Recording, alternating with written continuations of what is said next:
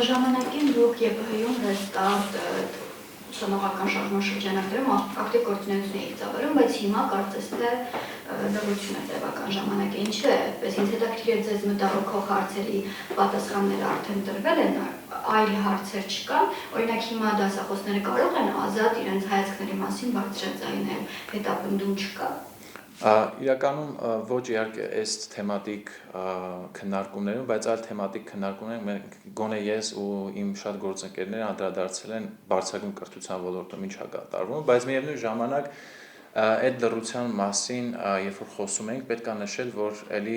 շատ լուրջ հաջողություններ եղել են։ Եթե հիշում ենք մինչև 2018 թվական օրինակ ուսանողական ժողովրդավարության տեսանկյունից ինչ էին կատարվում, կամ նույն ուսանողական խորհուրդների գործունեությունը ինչպես է փոխվել 2018 թվականից հետո չպետք է շղթել, որ դա հաջողություն չի։ Միևնույն ժամանակ, հատկապես վերջին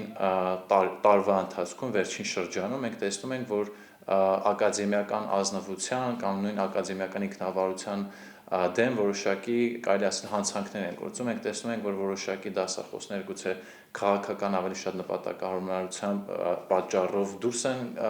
ուղղակի իրենց աշխատանքից ազատում են եւ այլն, բայց ասել, որ օրինակ այս պահին ուսանողների նկատմամբ քաղաքական ճնշումներ կան, որ իրենք ինչ որ կարծիք ունեն եւ այլն, իմ կարծիքով այդ իրավիճակը որոշակիորեն փոխվել է։ Նույն օրինակ մենք չենք վճարելու նախաձեռնության շրջանակներում իրազեկման աշխատանքներ են կատարել Երևանի պետական համալսարանի ներսում ու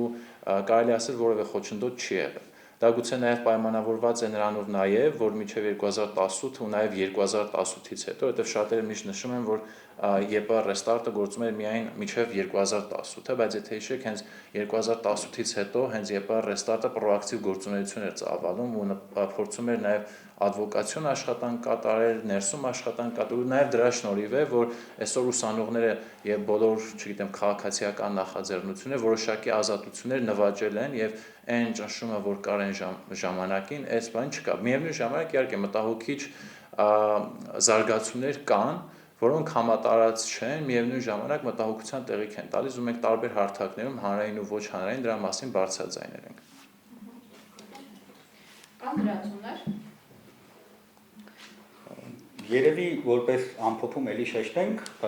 մենք մեկնարկում ենք Երևան 782 քաղաքացիական նախաձեռնությունը,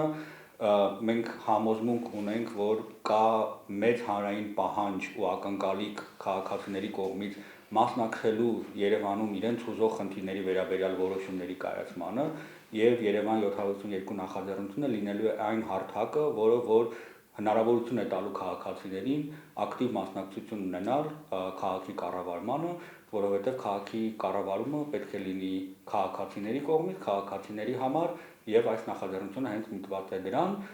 Առաջիկա օրերին մենք հանդես կգանք տարբեր հրապարակումներով, իրազեկող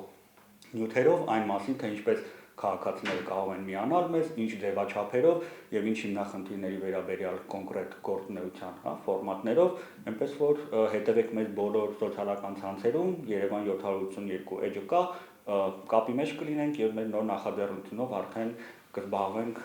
երևանցիների եւ Երևանի բնակիչների հուզող խնդիրներով։ Կրթությանը վերաբերող եւս մի հարց, եթե կարելի է, ինձ հետաքրքիր է այս ժամանակահատվածում կարմիր բերետավորները մտնում են համալսարանի թվեջ։ Գոնե ես ու կարծես թե մենք չենք տեսել նման դեպք։ Նույնիսկ տեսեք, օրինակ մենք ԵՊՀ-ի այգում ենք եղել, ընդ ընթացքում մի քանի անգամ իրազեկման արշավ ենք եղել, կարծես թե նույնիսկ Բաքվում մեկ անգամ ենք տեսել, երբ որ ոստիկանները եկել են, բայց շատ բարեցական մոտեցել են, ասել են, եթե ինչ-որ խնդիր լինի, կարող եք դիմել, այսինքն որևէ խնդիր չի եղել, թե նաև համալսարանի ներսում անվտանգության աշխատակիցների հետ կապ, այսինքն կոնկրետ եթե հարցին պատասխանեմ, ոչ չենք տեսել։